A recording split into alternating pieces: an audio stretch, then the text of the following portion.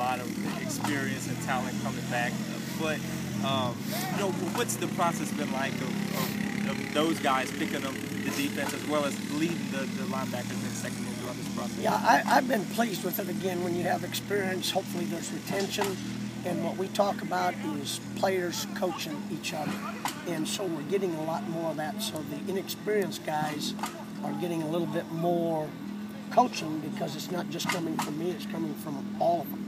And that's what we talk about and we expect, and we're doing a good job with that right now. Coach, you got a good bit of depth on this defensive line. I asked Jelly, I said, does it make you play looser knowing you've got that depth behind it? And he responded with, no, you have to actually play a little tighter because you got that heat on your you feel the heat on your back. What is it like coaching that defensive line, knowing that depth is there? Well, first, I'm proud for Justin to say that because that's the right answer, and it truly does. You hope competition, continues to push each other, and I believe that's what's happening right now. You never relax because you can never get enough depth, and so you're constantly looking for more depth. And the nice thing right now is we've got depth with experience. And so it helps a little bit because we've had players that have actually had game experience and they understand the speed of the game and the sense of urgency. So that's the carryover, and we hope it continues. When you look at that second string defensive line, for lack of a better term, who has really taken a stride this spring thus far?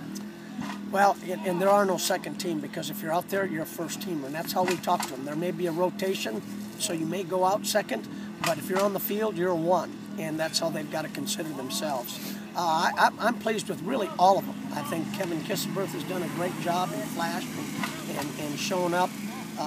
Really the two tackles, Malcolm Pichon and Vernon Butler, have done a great job, and Andre Taylor on the other side. So I'm pleased with all, but I expect that because, again, they're not second teamers. They're guys that may go out in a second rotation, but if you're out there on the field, you're a first teamer, and that's what you've got to take pride in your performance. Go a little bit more in depth on Vernon Butler. He had some moments last year where he was kind of put in there and he had a chance to sink or swim, and he made some good stops and some times where you could tell he was still learning what he needed to do in a game situation. Yeah, I was proud of Vernon. He stepped up.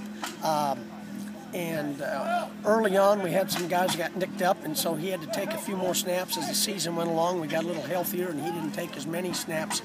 But he worked hard. He understood what he had to do. He was with us all year, and so it helped him from a technique standpoint. And now he's stepped up and taken advantage of it, and you can see the difference in his play and in his confidence level. And like I said, we talk to them about their attitude and their expectations when they're out there, and he's understanding that.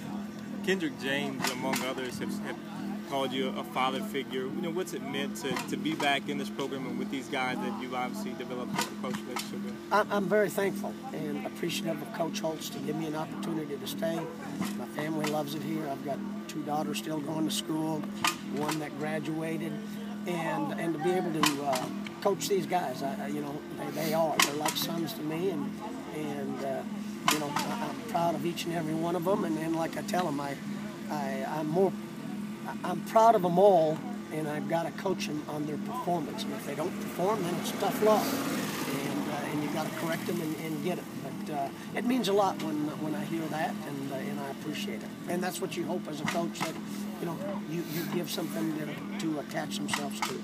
Coach, this defensive staff, there's not going to be many that have 4 coaches that have as much fire as you guys have. Did you know this before it started, that all 4 of y'all would have so much fire and get after it as much as you do? Is that right? We've got fire? No, not really. I mean, but you could tell in meetings and what it is, and it's the personalities of the coaches. It's not so much that somebody's got more fire, but I think you can see all of us have a passion for it, and we take pride in coaching our position, and we want our players to perform and be held accountable. And I think the players see that, and hopefully they continue to respond to that and see it. But I think, we have 4 coaches this year that's their personality, and that's great. And I think sometimes the players feed off that a little bit more. How has D'Angelo Brooks looked out there? Just kind of coming in and being thrown with the Wolves? Yeah, Well, good. He's responded well. He's got a long ways to go. Let me say that. But I'm pleased with his progress. Not satisfied with the production he's having out there. And what's good is he's not. He's still wanting to play better and perform better. But it's all coming at him, and you're right. We threw it all at him, and he hasn't flinched. And yet he's fundamentally he's got to continue to get better, and then he's got to understand our scheme. Coach, talk about D'Angelo Brooks' athleticism. I mean, maybe one of the most athletic guys you have out there, and that's saying something because you got a lot of athletic guys on the defensive line. Yeah, and that's a good observation. He is. He's a very talented young man, very athletic. He's tough. He has all the ingredients you look for in a defensive lineman, or that we look for.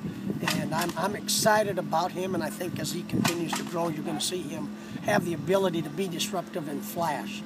And that's what we're looking for in that defensive tackle position.